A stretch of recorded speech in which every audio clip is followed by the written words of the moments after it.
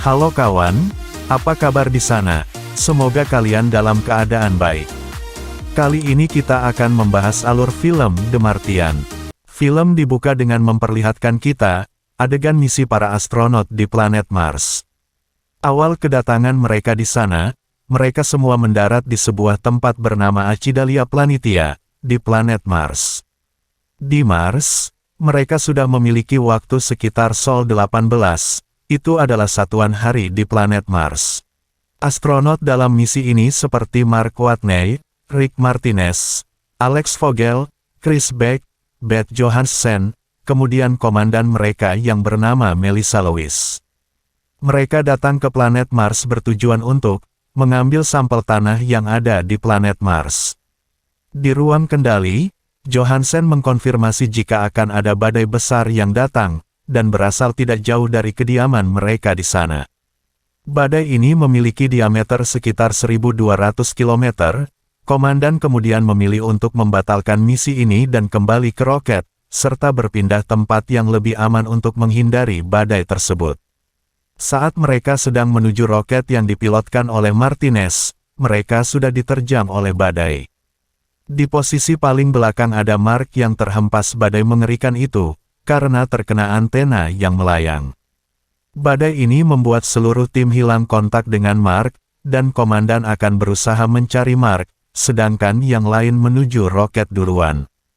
Komandan sudah berusaha mencari Mark, namun parahnya badai membuat komandan tidak bisa menemukan Mark. Kemudian karena badai semakin parah, dan roket akan hancur jika bertahan di sini. Maka komandan pun memutuskan untuk meninggalkan Mark, yang hilang di tengah badai. Mark dinyatakan tewas dalam kejadian ini. Adegan beralih ke markas NASA, di mana Direktur NASA memberitakan bahwa misi dari tim yang dikomandankan oleh Kapten Lewis dibatalkan akibat badai besar, serta para kru akan segera kembali ke bumi. Dan juga, ia memberitahu bahwa Mark Watney tewas karena tersambar puing-puing. Adegan selanjutnya membawa kita kembali ke Mars. Ternyata Mark masih hidup, dengan oksigen yang mulai menipis karena baju astronotnya rusak.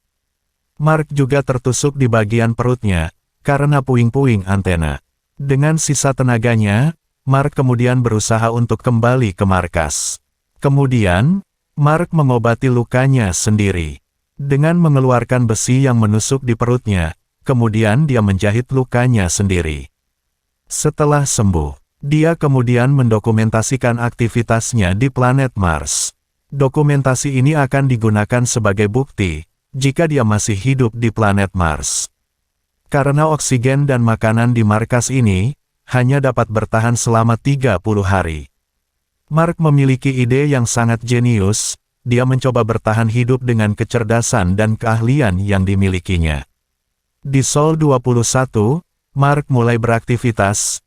Ia mengumpulkan makanan yang ada di markas, dan mengatur jadwal, agar makanan tersebut dapat bertahan selama mungkin. Saat Mark sedang buang air besar, dia mendapatkan ide cemerlang. Kenapa dia tidak memanfaatkan kotorannya, untuk dapat diolah menjadi pupuk? Dia pun mulai melakukan aksinya, dengan mengambil bungkusan yang ada di septic tank. Bungkusan ini berisi kotoran daripada teman-temannya. Selanjutnya dia mulai memperbaiki panel surya, dan membereskan markasnya yang berantakan. Serta mempersiapkan lahan di dalam markas, untuk dia mencoba membuat ladang bercocok tanam. Pada Sol 24, ia sudah mulai mempersiapkan ladang pertaniannya, dia menggunakan tanah planet Mars untuk dijadikan ladang kentang di dalam markas. Kotoran tadi ternyata tidak langsung dimakan, dia menggunakannya untuk dijadikan pupuk untuk tanaman kentang yang dia tanam. Masalah terjadi saat Sol 36, di mana air yang ada di markasnya sudah mulai habis, otaknya yang jenius pun mulai bekerja. Ia berencana membuat air dengan cara menggabungkan oksigen dan hidrogen yang dibakar.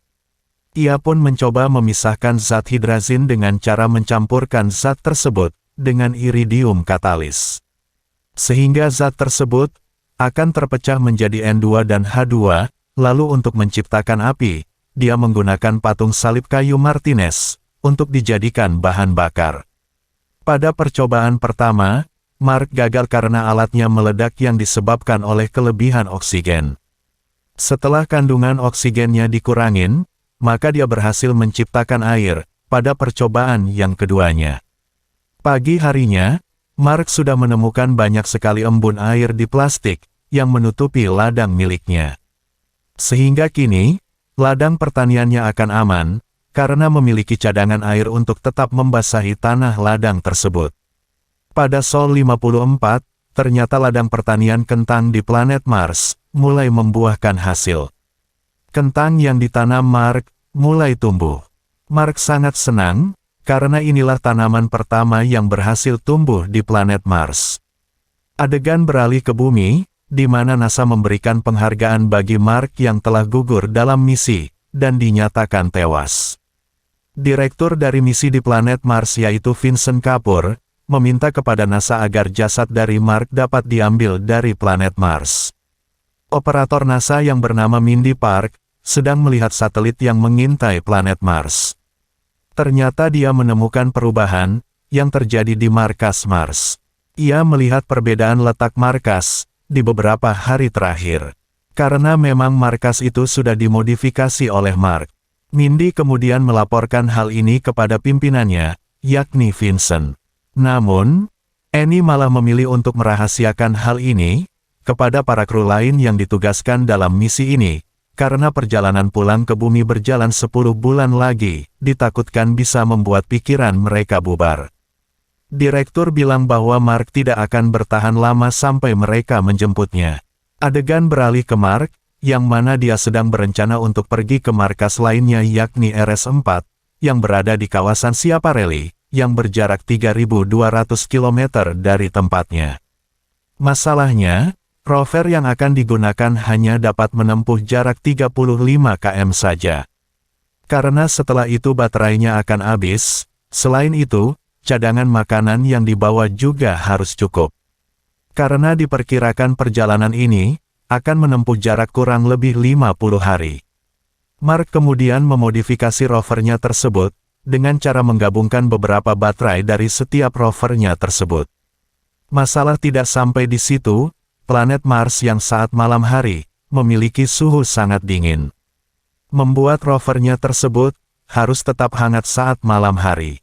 Namun, jika dia menyalakan pemanas di routernya, maka daya baterai akan cepat habis. Kemudian, Mark pun memiliki ide, untuk menggunakan radioisotop thermoelectric generator.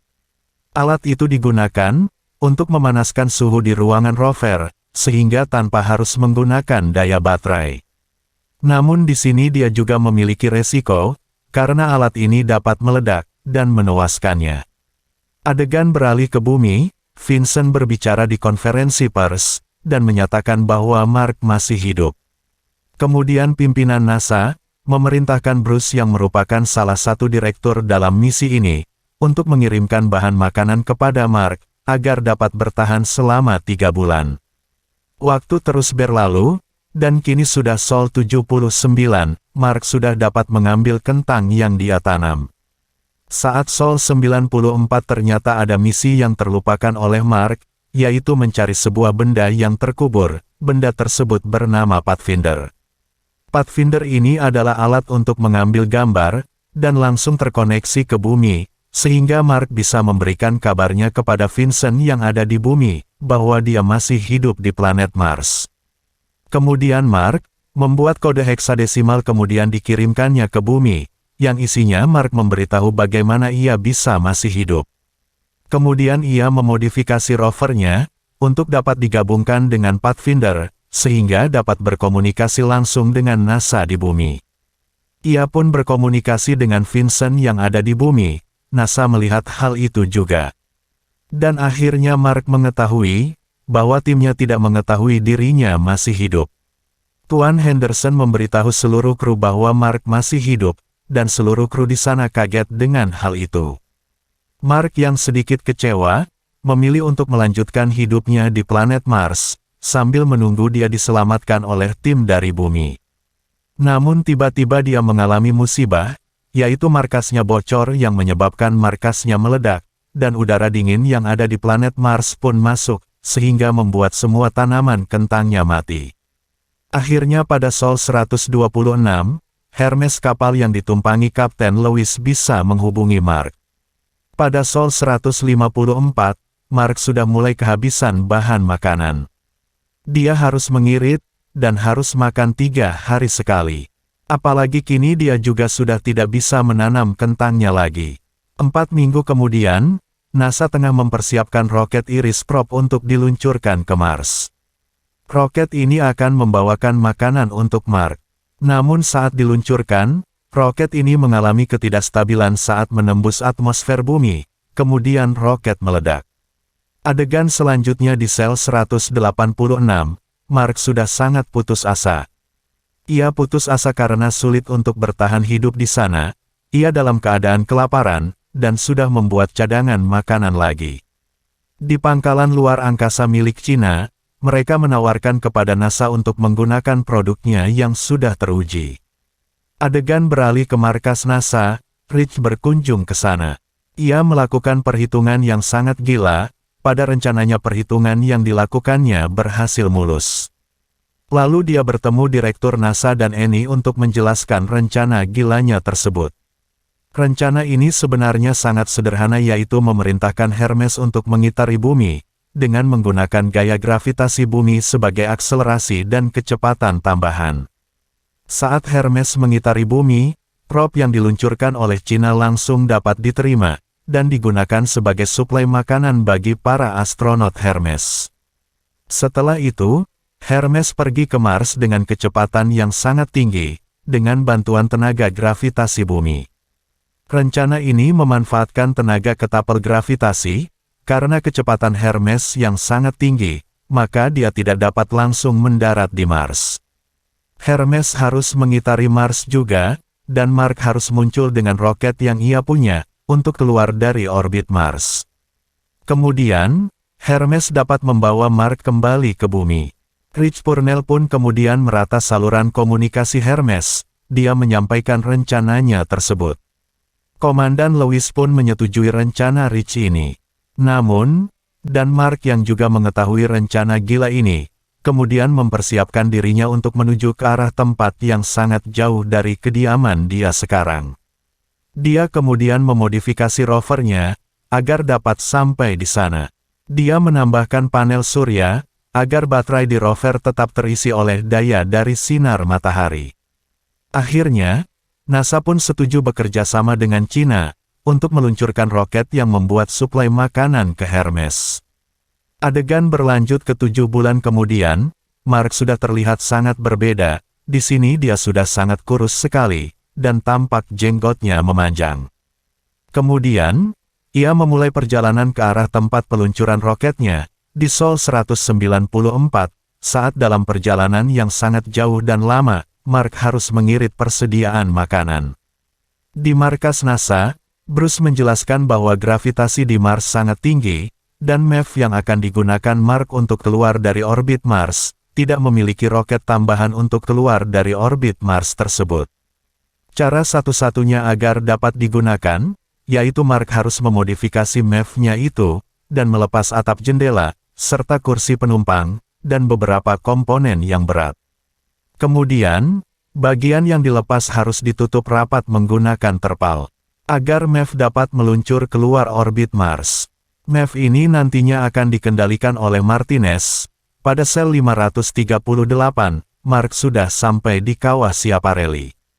Kemudian, Mark mulai membongkar emisi yang diinstruksikan oleh Bruce kepadanya.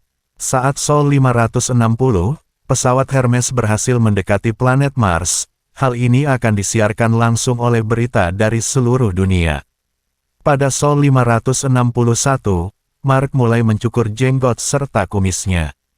Dan ia meluncur ke atas, atap terpal yang menutupi roket ini lepas, dan membuatnya pingsan, karena pengaruh dari tekanan gravitasi yang berbeda saat meluncur. Tapi ternyata, jarak MEV ini masih terlalu jauh dari Hermes. Kemudian komandan pun memerintahkan kru lainnya untuk mengatasi masalah tersebut. Kemudian, Mark tersadar yang membuat semua orang bahagia. Setelah memiliki rencana, untuk melubangi baju astronotnya supaya hembusan udara dapat menjadikan pendorongnya. Agar dapat membuatnya lebih dekat dengan Hermes. Kemudian, Komandan Lewis mematikan komunikasinya, karena rencana ini juga di luar dari NASA. Setelah itu, memerintahkan untuk meledakkan bagian pesawat. Kru yang bernama Alex Vogel diperintahkan untuk membuat bom. Vogel membuat bom dari gula yang dicampurkan dengan oksigen cair. Sedangkan Chris Beck memasang bom di bagian belakang pesawat. Namun Komandan Lewis berubah pikiran, dia menuju B2 dan menggantikan Beck untuk menangkap Mark. Saat bom meledak, mereka mulai beraksi. Komandan Lewis mendekat ke Mark, dengan menggunakan pengaman seutas tali, yang terhubung ke Hermes. Kemudian, Mark meluncur menggunakan roket dadakan dari baju astronotnya. Komandan Lewis pun berhasil meraih tangan Mark, dan misi penyelamatan ini pun berhasil. Seluruh dunia bahagia mendengar kabar tersebut. Mark bertemu kembali dengan rekannya. Lalu mereka pulang ke bumi dengan selamat. Adegan selanjutnya membawa kita ke Mark. Sekarang ia menjadi seorang dosen yang mengajar para calon astronot.